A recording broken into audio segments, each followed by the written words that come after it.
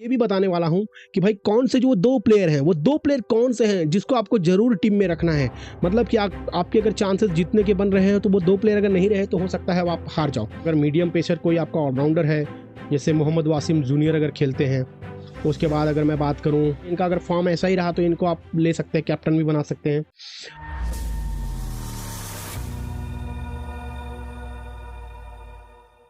Hello all the cricket lovers, आप सभी का एक बार फिर से स्वागत है आपके अपने यूट्यूब चैनल द क्रिकेट दंगल में। जैसा कि आप सब जानते हैं, ये पाकिस्तान और बांग्लादेश का जो मैच होने वाला है कलकत्ता में, यहाँ पर मैं आपको एक चीज़ बताना चाहूँगा कि पाकिस्तान अगर ये मैच जीतती भी है तो उसे काफ़ी ज़्यादा डिपेंडेंट रहना होगा सभी के ऊपर कि भाई न्यूजीलैंड अगर ऐसा हार जाए, ऑस्ट्रेलिया हार जाए या ऐसा कुछ हो जाए, अ, तो ही उनके चांसेस बनेंगे सेमीफाइनल में जाने के। अदरवाइज वो बाहर हो चुके हैं ऑलमोस्ट। तो मैं आपको बताऊंगा कि भाई आपको अपनी टीम कैसे पिक करनी है, किस प्लेयर के ऊपर सबका ध्यान रहेगा, ग्राउंड में क्या ज़्यादा किस चीज़ को ज़्यादा हेल्प होती है, क्या कौन से बैटर अच्छा कर पाएंगे। तो आप बने रहिए मेरे साथ। और मैं आपको ये भी बताने वाला हूँ कि भाई कौन से जो 2 प्लेयर हैं, वो 2 प्लेयर कौन से हैं जिसको आपको ज़रूर टीम में रखना है। मतलब कि आपके अगर चांसेस जीतने के बन रहे हैं तो वो 2 प्लेयर अगर नहीं रहे तो हो सकता है आप हार जाओ। तो मैं ये ज़रूर बताऊंगा आपको। तो चलिए वीडियो को शुरू करेंगे। इससे पहले अगर आप चैनल पर नए हैं तो प्लीज़ चैनल को सब्सक्राइब कर ले और वीडियो को लाइक और शेयर करते रहे अगर वीडियो पसंद आ रही है तो। तो चलिए हम चलेंगे। सबसे पहले मैं आपको बता देता हूँ कि ग्राउंड की डायमेंशनलिटी क्या है, डायमेंशंस क्या है ग्राउंड के, कितना बड़ा है ग्राउंड, कितने मैचेस हुए हैं पिछले वर्ल्ड कप से लेकर अब तक। तो ईडन गार्डन्स की अगर मैं बात करूँ कोलकाता में, तो ग्राउंड तो काफ़ी ठीक ठाक है, कैपेसिटी काफ़ी ज़्यादा है, तो सपोर्ट शायद बांग्लादेश को ज़्यादा हो कोलकाता में। हालांकि पिछला मैच नीदरलैंड से हारी है, तो थोड़ा बहुत प्रेशर तो होगा ही बांग्लादेश के ऊपर, क्योंकि चाहेगी कि एक आधा मैच अच्छा जीत के अपने आप को प्रूव कर सके। और मैंने जैसे बताता हूँ कि 65 से 70 मीटर की जो रेंज की बाउंड्रीज होती है, तो वहाँ पे काफ़ी अच्छा होता है, रन बनने चाहिए। बट हालांकि ये भी जो 2 मैचेस हुए हैं इस ग्राउंड पर पिछले वर्ल्ड कप से, उतने रन बने नहीं हैं, बट रन बनते हैं अमूमन यहाँ पर। तो अगर आप देखोगे यहाँ पर, तो पहली बैटिंग का स्कोर है 222 का, पिछले ये मैं 4 सालों की बात कर रहा हूँ। बट अगर कोई भी टीम 260 रन तक पहुंच जाती है तो ये काफ़ी अच्छा स्कोर हो सकता है पहले बैटिंग करने के बाद। अब देखेंगे कि भाई पहले बैटिंग करने के बाद, क्योंकि ग्राउंड उतना बड़ा नहीं है, रन तो अच्छा बनना चाहिए, पर फिर भी मैं 260-65 मान के चल रहा हूँ कि एक अच्छा स्कोर हो सकता है। अब मैं अगर ये आपको आपसे बात करूं कि भाई देखिए, दोनों बार बैटिंग करते वक्त पहले जिसने किया 200 250 के बीच में ही बना पाया है। तो एक बार वो चेज हुआ है, एक बार हालांकि बांग्लादेश ही हार गई थी। पिछला मैच बांग्लादेश यहाँ पर हारी है, तो दबाव रहेगा उनके ऊपर। उनको उनको सपोर्ट भी है, पर फिर भी उनके ऊपर प्रेशर ज़्यादा ही लग रहा है मुझे। और विकेट की बात करूँ तो देखिए, विकेटें काफ़ी जा रही हैं। तो यहाँ पर 10 और 8 18 विकेटें जा रही हैं। तो मतलब आप समझ सकते हो कि बॉलर्स जो ऑलराउंडर्स रहे उसका, तो क्योंकि विकेट जा रही है तो बैटिंग भी मिलेगी और विकेट आ रही है, इसका मतलब अगर मीडियम पेसर कोई आपका ऑलराउंडर है, जैसे मोहम्मद वासिम जूनियर अगर खेलते हैं, उसके बाद अगर मैं बात करूँ, तस्कीन अहमद खेलते हैं, ठीक है। तो ऐसे कुछ बॉलर्स हैं जो जो मुझे लगता है कि कुछ विकेटें लेके जा सकते हैं और थोड़ा बहुत बैटिंग में योगदान बना सकते हैं। हालांकि स्पिनर के लिए भी काफ़ी अच्छा है, 30%, मतलब 10 में से 3 विकेटें स्पिनर लेते हैं, 5 मीडियम पेसर और लगभग 2 वही फास्टर लेकर जाते हैं। तो चलिए इस पिच की मैं बात करूँ तो स्कॉट एडवर्ड्स अभी तक टॉप स्कोरर रहे, हालांकि एक ही मैच, क्योंकि टोटल 2 ही मैच हुए हैं, तो उन्होंने अच्छी बैटिंग की थी। तो रिजवान को भी आप समझ सकते हो, अच्छा खेल सकते हैं, क्योंकि देखो स्कॉट एडवर्ड्स का भी शॉट ज़्यादातर ये लेग में ऐसा बटोरने वाला शॉट है, तो मुझे लगता है कि रिजवान भी यहाँ पर अच्छा कर सकते हैं। दूसरी मैं बात करूँ तो यहाँ पे पॉल वैन मिक्रन ने 4 विकेट दी थी, तो पेसर हैं। तो पॉल वैन मिक्रन को आप अगर करना चाहो, हैरिस राउफ या फिर जैसे मैंने कहा शाहीन या फिर मोहम्मद वासिम जूनियर, ये तीनों बॉलर भी आप अपनी टीम में रख सकते हो। उसके साथ-साथ अगर मैं बात करूँ स्पिनर की, तो स्पिनर का अगर मैं यहाँ पे देखता हूँ तो कुलदीप यादव 3 विकेटें लिए हैं। अगर मैं थोड़ा-सा इसको आपको और दिखाऊँ, कुलदीप के 3 हैं, सिराज के 3 हैं, रहमान के 2 हैं, शरीफुल इस्लाम के 2 हैं। तो बांग्लादेश ऑलरेडी पिछला मैच हारा है, लेकिन उनके बॉलर्स ने ठीक-ठाक बॉलिंग की थी। कुछ कैचेज़ छोड़े थे, इंपॉर्टेंट कैचेज़ छोड़े थे। अदरवाइज़ शायद नीदरलैंड 150 के अंदर ऑल आउट हो जाती और ये मैच जीत सकते थे। तो आप देख सकते हो बरेसी नए प्लेयर थे, उन्होंने अच्छा रन बनाया था। तो इस हिसाब से मैं बताऊँगा कि भाई आपको अपने टीम में कौन से बैटर या बॉलर पिक करने हैं। तो जैसे मैंने 3-4 नाम पाकिस्तान की तरफ से लिया है। बांग्लादेश की बात करूँ तो तस्कीन अहमद को आप अपने टीम में रख सकते हैं। उसके साथ-साथ शाकिब और मेहदी हसन मिराज की उतनी फॉर्म नहीं चल रही है, बट मुझे लगता है बड़े मैच में शाकिब कुछ अच्छा करने की कोशिश करेंगे, क्योंकि अब लगभग ये वर्ल्ड कप खत्म हो चुका है उनकी उनकी दृष्टिकोण से, तो चाहेंगे कि एक बड़ी जीत लेकर कुछ अपने आप को प्रूव कर पाएँ। अब मैं आपको पहले दिखा देता हूँ कि भाई पाकिस्तान और अफ़गानिस्तान, माफ़ करना, बांग्लादेश पिछले कुछ वर्षों से कुछ मैचेस खेले हैं, अगर खेले हैं तो उनमें वो किसने ज़्यादा मैचेस जीता है। और ठीक है, तो मैं आपको अगर दिखाऊँ तो पिछले वर्ल्ड कप से लेकर अब तक 2 ही मैचेस हुए हैं और पाकिस्तान ने दोनों मैच जीता हुआ है। और यहाँ भी इमामुल हक ही काफ़ी, ये देखा गया कि इमामुल हक ने अच्छा रन बनाया है, बट पता नहीं उनकी फॉर्म खराब है या क्या। यहाँ पर आप देख सकते हो कि 2 मैचेस में ही, अगर मैं पाकिस्तान के पहले सबसे पहले बात कर लेता हूँ, तो 2 मैचों में आप देखिए 89 की औसत से 178 रन, तो ऐसे में पिक आपको सीधे-सीधे दिख रहे हैं। 3 पिक, जैसे मैंने मोहम्मद रिजवान की बात की, वो अच्छा खेल सकते हैं। 1 मैच में 63 बनाया है, 2 में 56 की औसत है, 89 की औसत है। तो ये 3 तो सीधे-सीधे पिक दिख रहे हैं। वही मैंने अगर शाहीन शाह अफरीदी की बात की, हरीश राव की मैंने बात की, नसीम शाह नहीं है तो यहाँ पे मैंने जैसे कहा मोहम्मद वासिम जूनियर, तो 6 प्लेयर तो मैंने आपको सीधा-सीधा पिक बता दे रहा हूँ। ये 6 प्लेयर हो गए। अब मैं आपको दूसरा मैं बता रहा हूँ आपको बांग्लादेश की तरफ से। तो वहाँ पे देखिए शाकिब की औसत 59 की है, तो रहीम की 40 की है। तो ये दो आप पिक अपने टीम में रख सकते हैं। महमूदुल्लाह की मैं बात करूँगा, थोड़ा फॉर्म में चल रहे हैं, तो इनको भी आप रख सकते हैं। वहीं मैं अगर बॉलर की बात करूँ तो रहमान को देखिए, एक मैच में 5 विकेट लिया पाकिस्तान के साथ। तो मुस्ताफिजुर रहमान, मोहम्मद सैफुद्दीन तो नहीं है, तो एटलीस्ट इनको रख सकते हैं। या फिर मेहदी हसन मिराज की बात करूँ तो 1 विकेट लेते हैं। हालाँकि रन उनका मुझे कुछ दिख नहीं रहा है। मेहदी हसन मिराज की अगर मैं बात करूँ तो यहाँ पे है, मतलब काफ़ी खराब है, मतलब 3 की एवरेज है। तो ये तो 11 प्लेयर आपके सीधे-सीधे हो गए। अगर मैं एक सीधी-सादी सिंपल टीम बनाऊँ, तो साकिब अल हसन, मुशफ़िकुर रहीम 2 प्लेयर और एक मुस्ताफिज़ुर रहमान 3 और एक मोहम्मदुल्लाह 4 हो गए। और 7 प्लेयर में जैसे ये 3, 1, 2, 3, 1, 2 और मोहम्मद वासिम जूनियर, और एक कोई स्पिनर या ऑलराउंडर आप, जैसे कि अगर समझिए, मुझे ऐसा लग रहा है ज़्यादा विकेटें शायद ना गिरे अगर बांग्लादेश पहले बैटिंग करे, 200-225 रन बनाए। देखिए, होने का कुछ भी हो सकता है, उस दिन कैसा खेलेगा, बट मैं अपने हिसाब से एक बात बता रहा हूँ, जिस तरह से बांग्लादेश की फॉर्म चली है उस हिसाब से, तो एक आधा आप इफ्तिकार, नहीं तो फिर सौद शकील, सौद शकील काफ़ी नीचे आते हैं। अब डिपेंड करता है उन्हें 3 विकेट के बाद भेजेंगे, 4 विकेट के, इनका ये भी एक मसला रहा है कि कभी भी किसी को भी भेज रहे हैं। इफ्तिकार अहमद को इतना जल्दी भेज दिया था, 15 या 16 ओवर चल रहा था, और 20-20 मैच तो था नहीं। अगर उनको थोड़ा रोक के रखते तो शायद पिछले मैच में स्ट्रैटेजी थोड़ी गलत हुई थी। बट ये जो मैंने 10-11 प्लेयर के नाम लिए हैं, आप इनमें से कोई भी प्लेयर ले सकते हैं।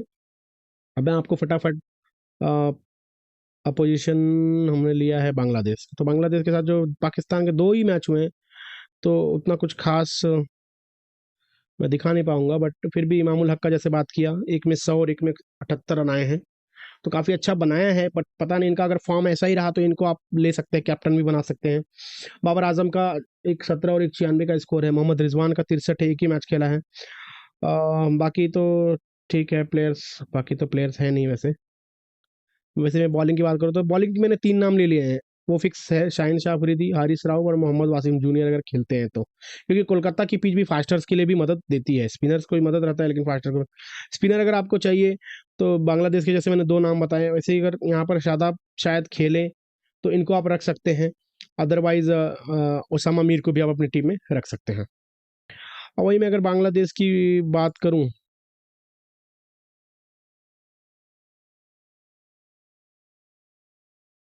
पाकिस्तान के साथ,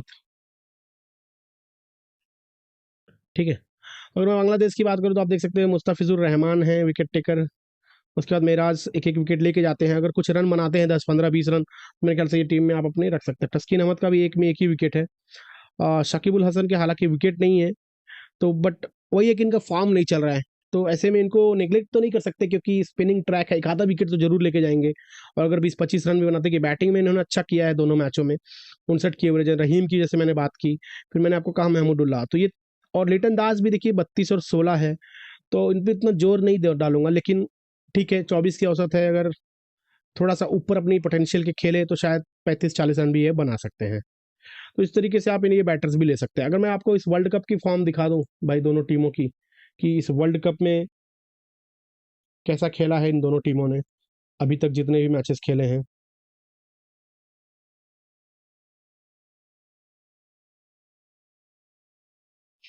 तो मैं अगर वर्ल्ड कप का दिखाऊं आपको तो आप देख सकते हैं रिजवान पहले नंबर पर हैं, अब्दुल्ला शफीक दूसरे नंबर पर हैं। महमूदुल्लाह की बात करूं तो अच्छा एक शतक आया था 46-41, पिछले मैच में थोड़ा फ्लॉप हुए थे, नहीं तो ये मैच जिता के ले जा सकते थे। सौ शकील भी अच्छी है 6 मैचों में। अगर देखिए करियर एवरेज की मैं बात करूं तो आप देख सकते हैं करियर एवरेज है, और ये करियर एवरेज मतलब पिछले वर्ल्ड कप से लेकर अब तक का ये एवरेज है, और ये जो एवरेज है ये इस वर्ल्ड कप की बात हो रही है।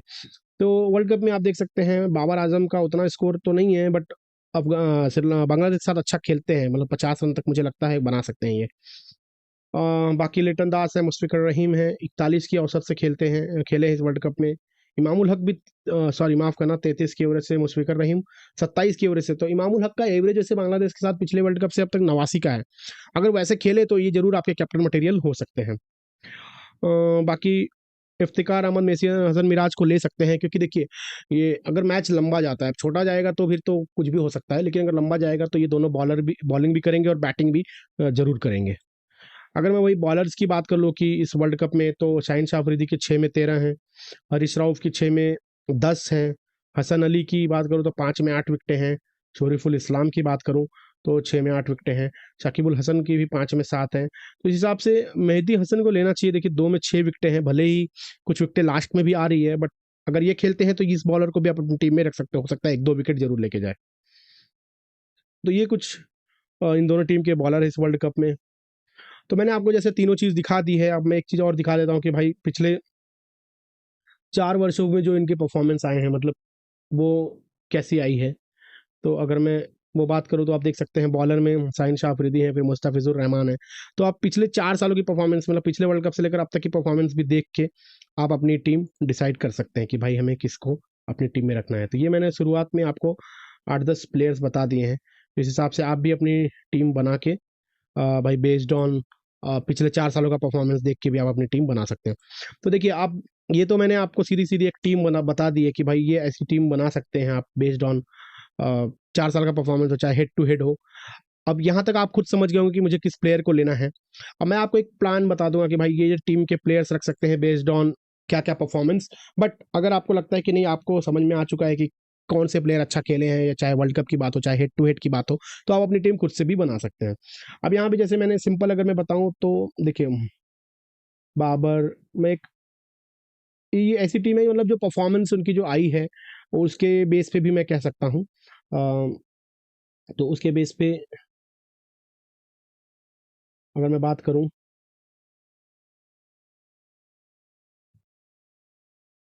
चाहे वो बैटिंग हो चाहे वो बॉलिंग हो,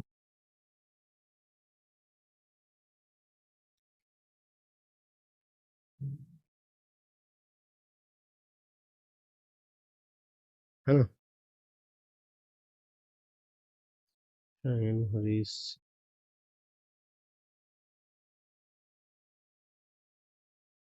बस कहानी खत्म।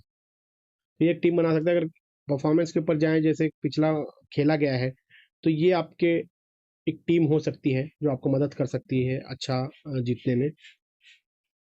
उसके साथ साथ एक प्लेयर मिसिंग होता है तो दो मैं नाम दूंगा, एक तो महमूदुल्लाह का नाम दे सकता हूँ मैं, इनको आप रख सकते हो।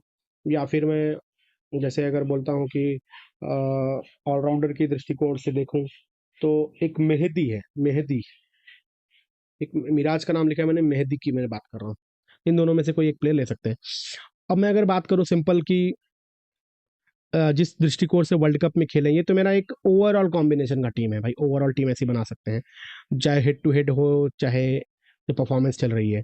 तो अगर मैं परफॉर्मेंस के बेसिस पे जाऊँ तो देखो अब्दुल्ला शफीक को ले सकता हूँ मैं, रिजवान को ले सकता हूँ मैं, बाबर कुछ मैचों से ठीक ठाक खेल रहे हैं उनको ले सकता हूँ मैं, इमाम उतना खेल नहीं रहे तो उनको मैं यहाँ पर निगलेक्ट कर रहा हूँ।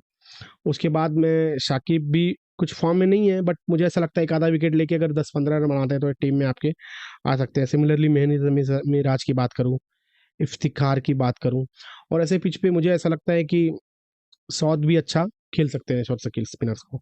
बाकी फिर शाहीन को तो रखना है क्योंकि वो विकेट लेस ही रहे, विकेट लेस मतलब ऐसे कोई मैच नहीं हुआ कि जिसमें उन्होंने को विकेट नहीं मिला हो। हरीश राव भी विकेट तो एक दो लेके ही जाएंगे। और फिर टस्कीन की मैं जैसे बात किया, उसके साथ साथ आप वासिम जूनियर को भी अगर खेलते हैं तो मोहम्मद वासिम जूनियर को भी रख सकते हैं। तो अगर मैं कुछ एक आधा प्लेयर ऐसे बात करूँ जिसको आप नेग्लेक्ट नहीं कर सकते हैं, फॉर एग्जांपल कि भाई वो भी कुछ अच्छा आपके टीम के लिए कर सकते हैं, तो मेरी नज़र में जैसे कि वो प्लेयर होंगे, अगर मैं पाकिस्तान के दृष्टिकोण से बात करूं, क्योंकि जो मैंने परफॉर्मेंस देखा उस हिसाब से, जैसे मैंने इमाम का नाम लिया है कि इमाम अच्छा कर सकते हैं। हालांकि ओवर कॉन्फिडेंस ना रहे तो ये अच्छा रन बनाएंगे, मतलब 90 रन तक भी बना सकते हैं अगर ओवर कॉन्फिडेंस ना रहे कि भाई बांग्लादेश है, इसको तो जैसे हम उन्हें उड़ा देंगे, तो 90 रन तक बना सकते हैं। दूसरी मैं अगर बात करूं बांग्लादेश की तरफ से, तो अगर ये नासुम अहमद को खिलाते हैं तो वो भी 2-3 विकेटें लेके जा सकता है। तो ये मेरी एक सोच है, हालांकि कुछ भी हो सकता है क्योंकि उस दिन को कौन कैसा परफॉर्म करेगा बता नहीं सकते। हो सकता है कि कोई कोई शरीफुल इस्लाम ही 5 विकेट लेके चले जाए, तो कुछ भी हो सकता है। लेकिन ये मेरी एक एनालिसिस के हिसाब से मैंने आपको बताया, तो उम्मीद करता हूँ ये आपको पसंद आए होंगे। लाइक और शेयर वीडियो को जरूर करें, और अगर चैनल पर नए हो तो सब्सक्राइब करें। मिलेंगे आपसे नए वीडियो में, वर्ल्ड कप की आगे की जर्नी बताते रहेंगे, टीम कैसे पिक करनी है इस पर भी हमारा ध्यान रहेगा, और उसके साथ साथ हम ये भी देखेंगे कि कौन सी टीम आगे के राउंड में क्वालिफाई करने वाली है। तब तक के लिए अपना ख्याल रखें। धन्यवाद।